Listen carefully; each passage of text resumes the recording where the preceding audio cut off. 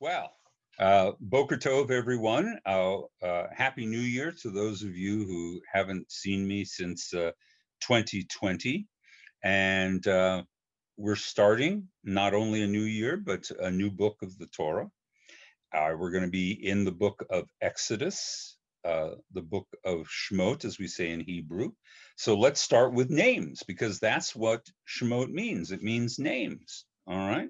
And the names of the Torah of the book of the Torah. So in Greek, which is the English names we've inherited, Exodus is pretty obvious. It means the exit of the people Israel from Egypt. It's thematic, makes good sense. It sort of misses the full essence of the story, because the Exodus really only takes up the first half of the book, but you get the essential. And the essential is that this is our master story, the greatest story ever told, the Jewish story of a people who were slaves who are now free. How history is not the inevitable fate of suffering and being trampled underfoot, but that sometimes there are great redemptive moments. And this was our great redemptive moment. And it made us a people. It forged us into a nation. It also made us a sacred people, because we found the hand of God in our deliverance. So the Hebrew name is Shemot. That's not at all like Exodus, because it's not thematic. It's much more utilitarian, the way our ancestors divided up the books.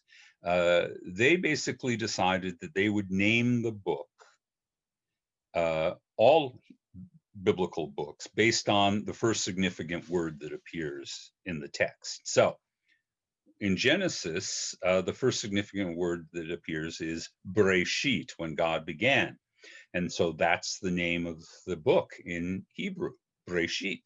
In this case, our book begins with the words Eila Shemot. These are the names.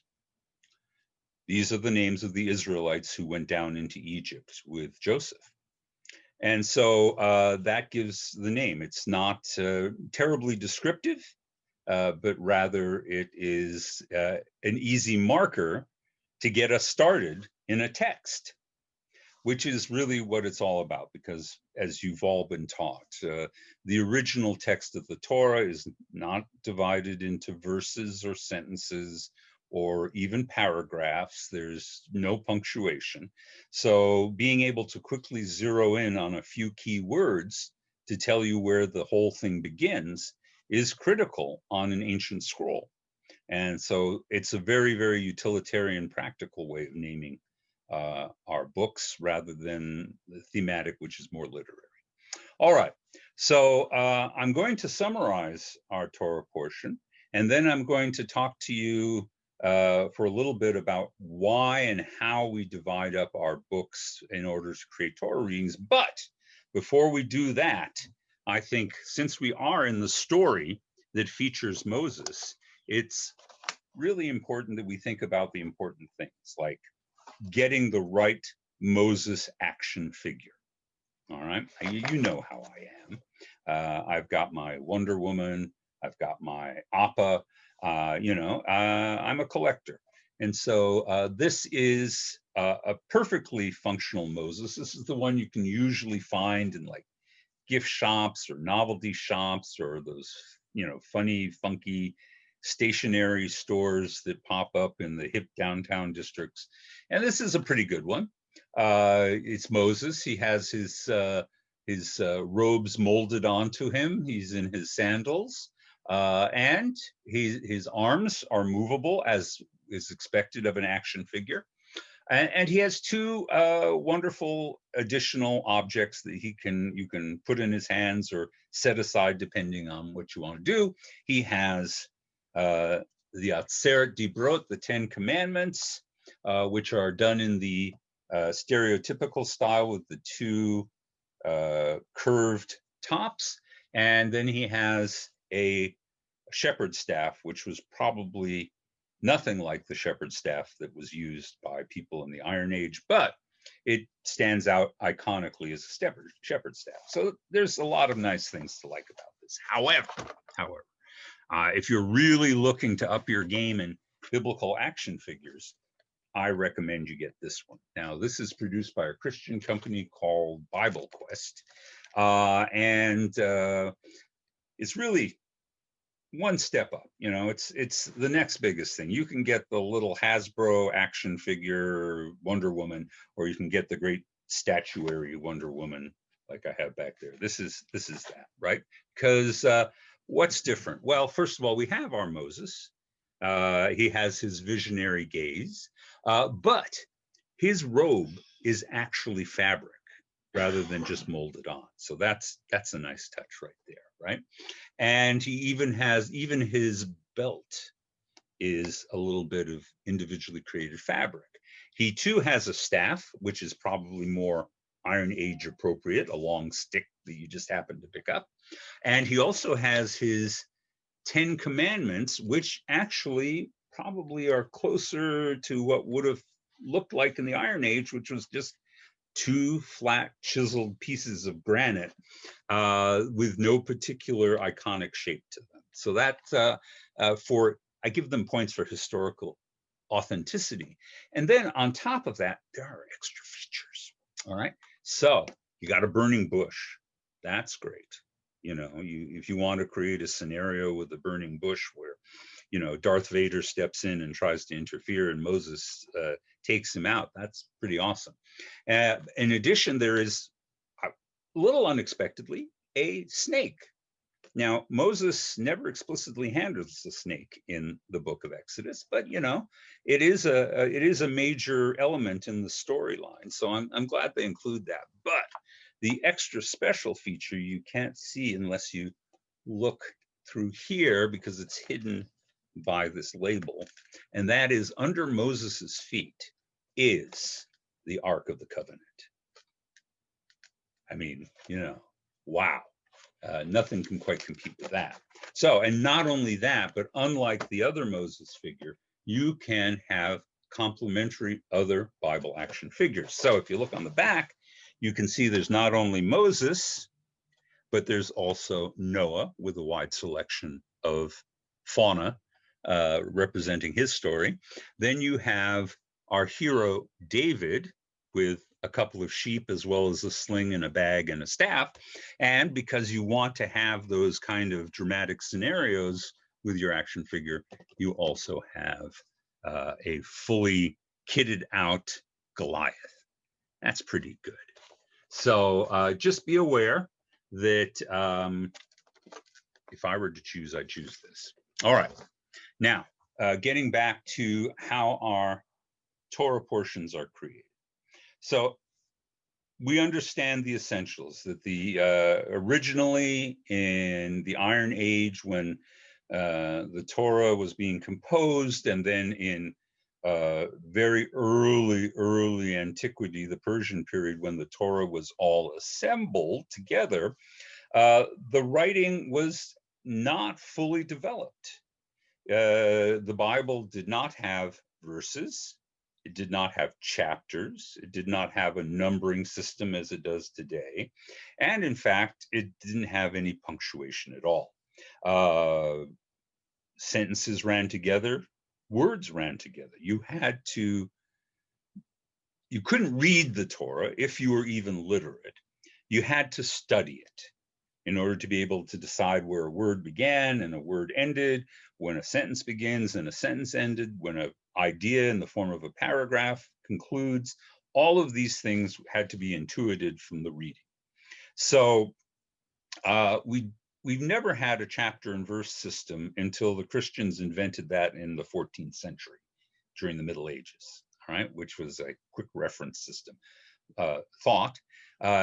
They may have developed that, and we may have adopted it for polemical and apologetic reasons. That is, that Christians invented the chapter and verse in order to argue with us and be able to cite specific chapters and verses to make their case. And we, in turn, adopted that system so that we could defend ourselves. You know, it's a good apparatus, but sometimes things are born out of conflict. So anyway, so how do we decide what is a portion? Well, we first of all look to our calendar. The Jewish calendar, as you know, is a lunar calendar with 12 lunar length months. That is 29 and a half days for each month unit from beginning to end, which doesn't get us all the way around the sun. The sun has to go an additional 11 days beyond. We have to continue, the Earth has to continue for an additional 11 days around the sun after the end of the 12 lunar cycles to complete a solar year with properly apportioned seasons and changes in temperature on the planet and all the things that we see, growing season, things like that. So, of course, what we did was we adopted in the best Jewish tradition, a luni-solar calendar. That is to say, we use the lunar months, but in order to compensate for those 11 days that aren't part of the system, we periodically add a leap month called Second Adar. That leads to the way we do our portions, because we want to read the entire Torah in the course of a year. So what the rabbis did was they divided the Bible up into 54 parsha, or portions, parshiot in plural. Now, why 54 when it's 52 weeks? It is 52 weeks. However, because we are adding and removing leap months, sometimes we have to extend the length of the reading of the Torah, and sometimes we have to contract it. So what happens is we have 54. Most of the time, several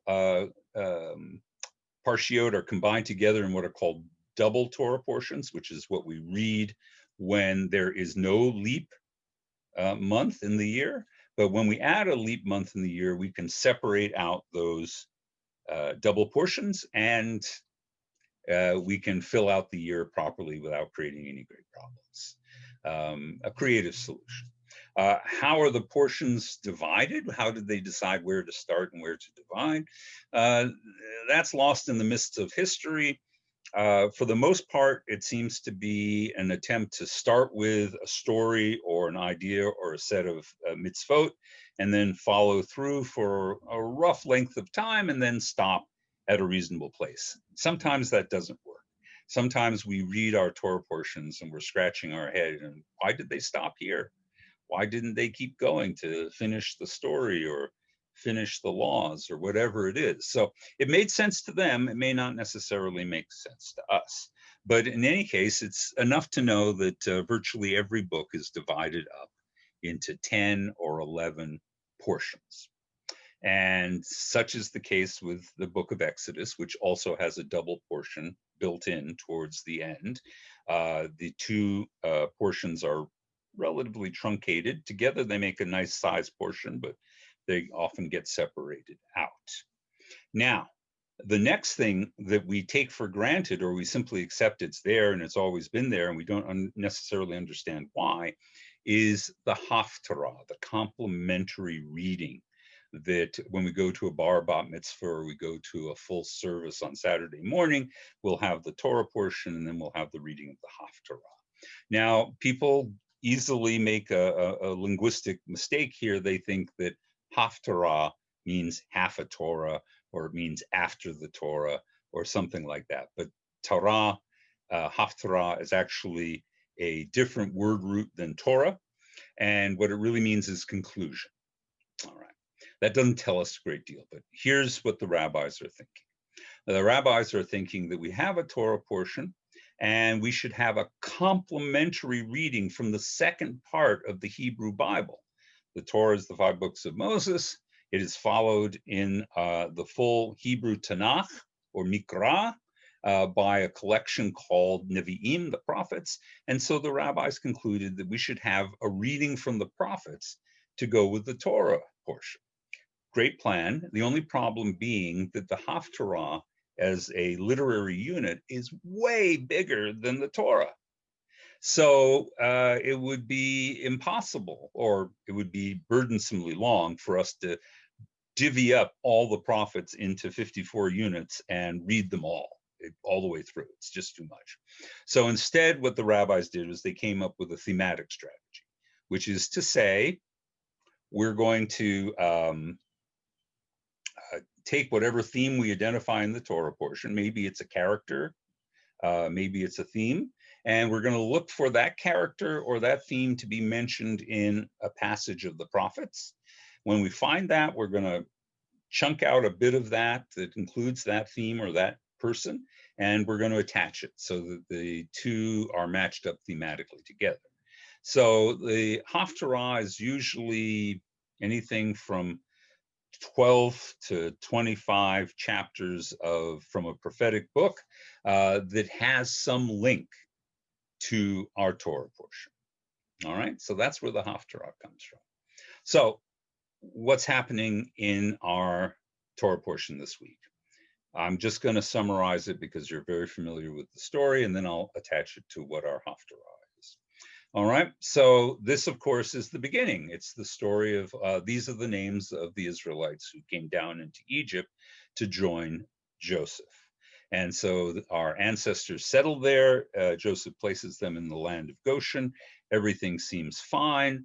Time passes, indeterminate time passes, and then it is announced that a twist has happened, and that is that a new Pharaoh has arisen in Egypt who, quote, knew not Joseph, or didn't know Joseph, didn't know his accomplishments.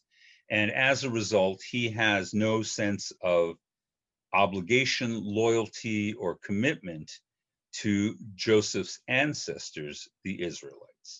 Instead, he manifests a somewhat xenophobic, maybe even paranoid notion about how the Israelites, who are prospering and growing in the land of Goshen, may in fact constitute an internal threat.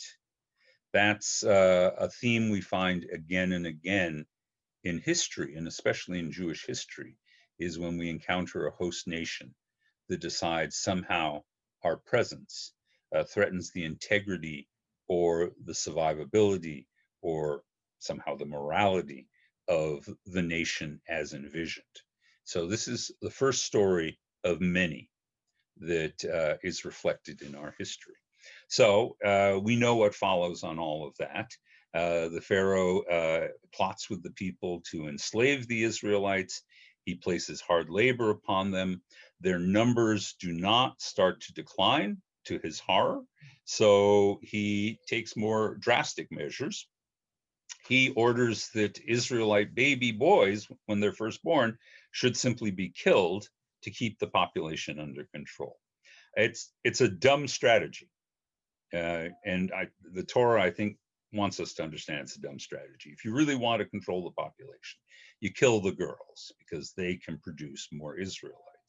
So he's only getting a short-term benefit, and isn't it often the case that authoritarian figures go for the short-term pleasing, satisfying, kishki, soothing action rather than thinking it through and going ahead. But Pharaoh turns out not to be the sharpest knife in the pyramid.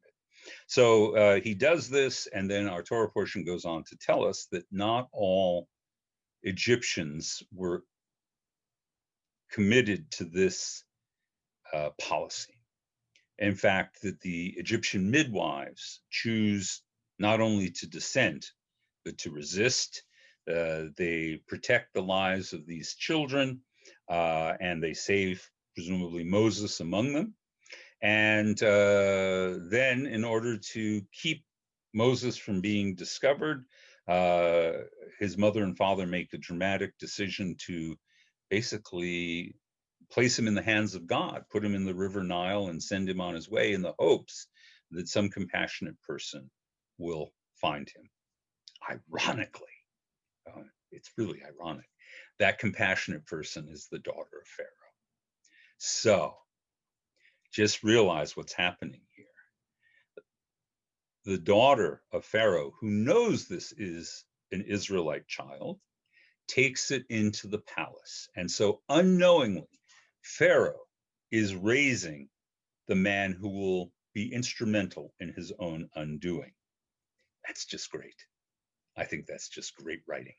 So anyway, and then of course what happens is that having confronted the new leadership at the beginning of the Torah portion that will be the leadership in Egypt, the Pharaoh, it ends with the formative experiences of Moses as a young man who comes to confront his Israelite identity, becomes woke, as it were, and then in his attempts to offer initial support to his people, he's forced to flee and go into exile, and the story continues from there. So that's our Torah portion.